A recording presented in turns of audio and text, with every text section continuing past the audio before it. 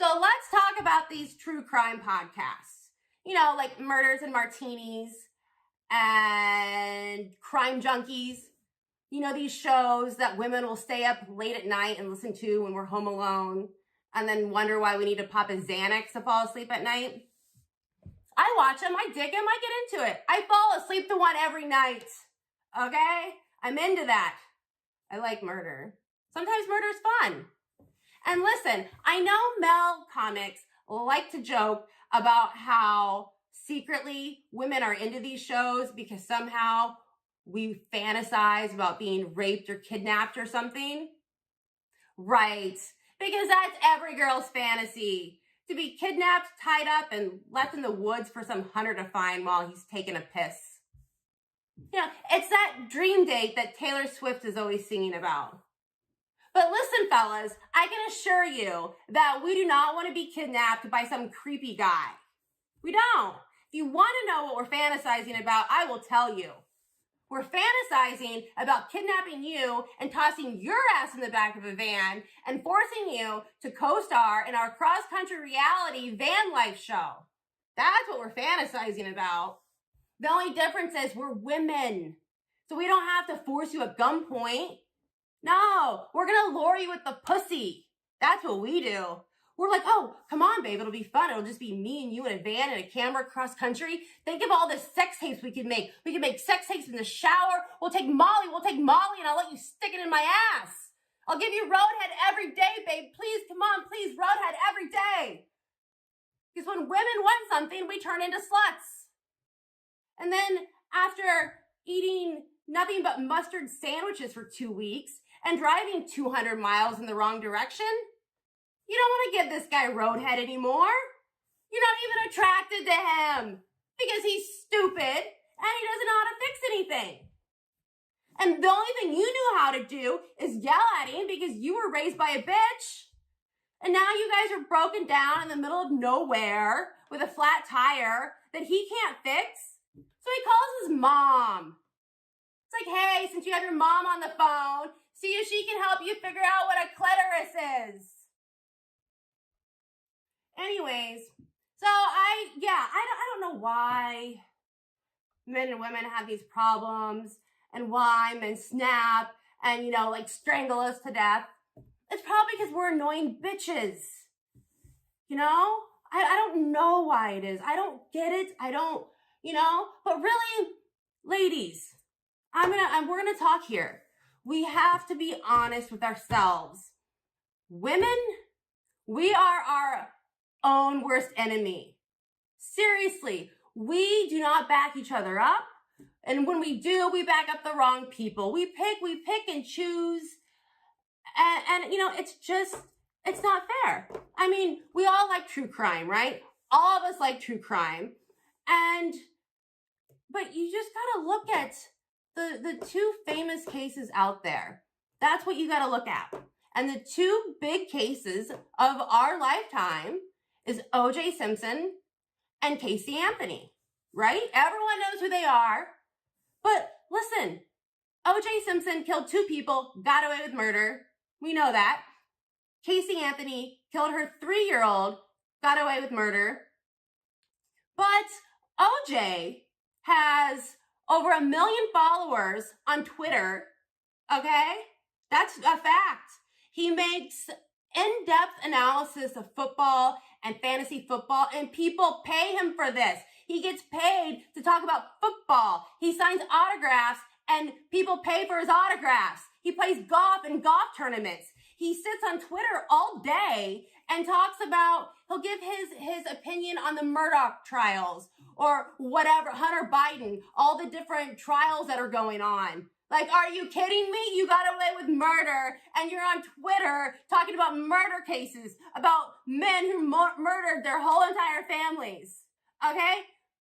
Meanwhile, Casey Anthony lives in exile. She can't get a job because whenever when somebody does give her a job, people protest and get her fired. She has to live, I think she actually lives with the private investigator from the OJ trial. That's who she works for. Part-time work for OJ's private investigator.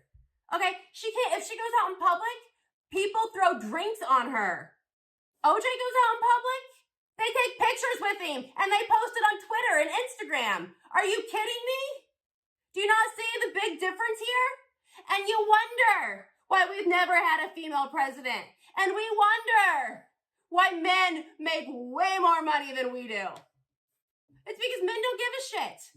I mean, men will be out in public and they'll see OJ and they'll be like, oh my God, Juice, why don't you sign my chest? Why don't you, here, sign my steak knife. Oh, come on, do it. He'll gladly sign the damn steak knife with a smile on his face. And they post it. People try to kill Casey Anthony. They consider death threats. It's ridiculous. And if you want to talk about a sad story, a truly sad story, can we talk about Casey Anthony, please? Because we know her dad was a pedophile. Big time. I mean, her dad was molesting her, molesting the granddaughter, and so what? She killed her kid. Can you blame her? I mean, I think she deserves the Mommy of the Year award. And you know what? Say what you want about Casey Anthony. But you know what? She's never gonna have to call a guy that she's been hooking up with and tell him he has head lice. Oh, I had that happen. You got lucky, Casey. But no, I'm just saying this stuff is so, the cognitive dissonance is so ridiculous. And we always blame men, ladies. We blame men for everything. The patriarchy, which is a total made up, believe bullshit that feminists has like shoved down our throats since, I don't know, they were doing that when I was in college, okay? And it's a lie. It's made up. It's fantasy. I mean, just look at the Jeffrey Epstein, the most infamous pedophile. Is it Epstein or Epstein? And I guess it depends on which 15-year-old you ask, but I think it's Epstein. Anyways, but we know he's a pedophile, okay? We all know what happened. It's no big secret. But the only person that is doing any time for this, that is being punished in any way, is Ghislaine. The female, Ghislaine Maxwell. And yes, she's guilty, and yes, she should probably spend some time behind bars, but, I don't know, what about the male pilots that flew these young girls around? I mean, they were like 15, they were clearly young. How could you not, how do you not know? You knew. Why isn't he in trouble? What about the chef that cooked them breakfast every morning or got them whatever they wanted? They don't get in trouble. I mean, this is ridiculous. Ghislaine's the only one. And since we're talking about this shit, I'm going to put this out there. And I don't care who I piss off. Because guess what? Some of those girls were not victims. They weren't. I'm sorry. That Sarah Ransom, what was she, 21 when she met Jeffrey Epstein? I actually pay, and that's another thing. These women make so much money, and some of them deserve it. Some deserve it, and they deserve a lot more. But some, they're just profiting off of other people's trauma and misery. But Sarah Ransom, I'm sorry, she was 21 when she met him. She was already she had previously worked as an escort before in some other country, moved to New York, met some other girl, and then started working for Jeffrey and doing, I don't know what they did on Pedo Island. I don't want to know.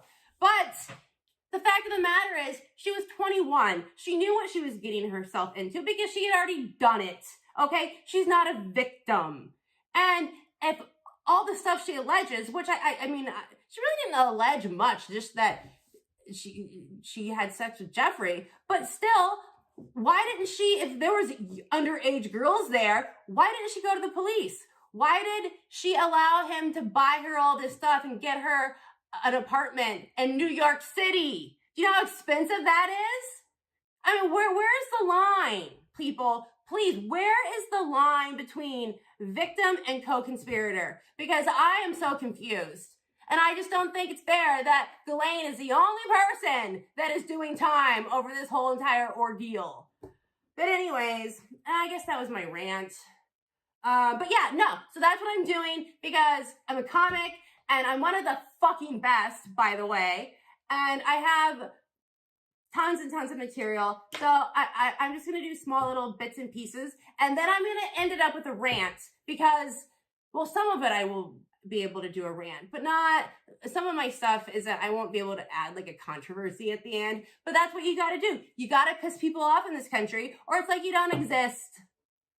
I mean, yeah, but no, I mean, ladies, we need to get our shit together. We need to quit putting others down. And like I made fun of Chelsea Handler and one of my other bits on my other post where I called her a slut because she fucked her way into the top. She did. But then I ended it with, I'm just jealous because I don't have a dick to suck to get me into the industry. So, I mean, that's different. Don't hold that against me. That is different. But since we're talking about true crime, the only thing I really care about is who killed Bob Saget. Can we talk about Bob Saget, please? Listen, what was he, in his 60s? Was he in his 50s or 60s? I don't know. But he was healthy enough that I would have fucked him, all right? So I think it's odd that he gets a skull fracture that gives him the raccoon eyes, and then he just dies. No phone call, no nothing. And can we hold Anthony Fauci accountable, please? Yes, it was the COVID vaccine, folks. We know what was going on. It was the same thing that happened to that stupid twat. And I'm calling her stupid because she's not funny. What was her? Heather McDonald? You know, where she got up there and she was saying, I'm double vaxxed and I got my shingles. Like, how old are you that you need a damn shingles vaccine, first off? And then she's like, I got my flu shot. I've never even had a flu shot, let alone the damn flu.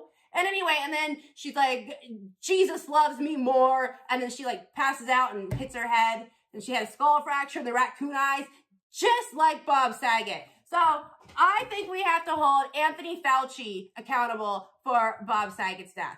Seriously, that's what happened. He had COVID. He had the vaccine. It was just too much. And we're not talking about it. And am I going to get demonetized? Well, I'm not even monetized to get demonetized. But listen, we need to talk about this because Fauci was running that ferret fuck farm all around the world.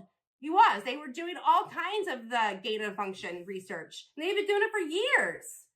And it was Obama that shut it down and was like, Fauci, I love you, Fauci, but I can't do an Obama impression. But now he had to shut it down. He was like, Fauci, I can't have a ferret fuck farm on my watch, you know.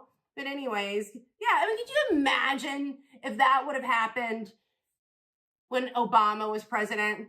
Seriously. I mean, could you imagine Fox News? I mean, they would have been like Kenyan witch doctor and his voodoo queen wife. I don't know. I'm just rambling. But anyways, that is Then Comedy's Dead. Quick, easy. I'm going to try to do a setup here. Because I think you have to have a setup. Like, fuck that. I'm not that type of girl. I'm not, and I've been writing for I don't know how many years, and I got 2 years worth of fucking material that I gotta get out there, so I don't have time to decorate. Pissed. Anyways, like, follow, and subscribe.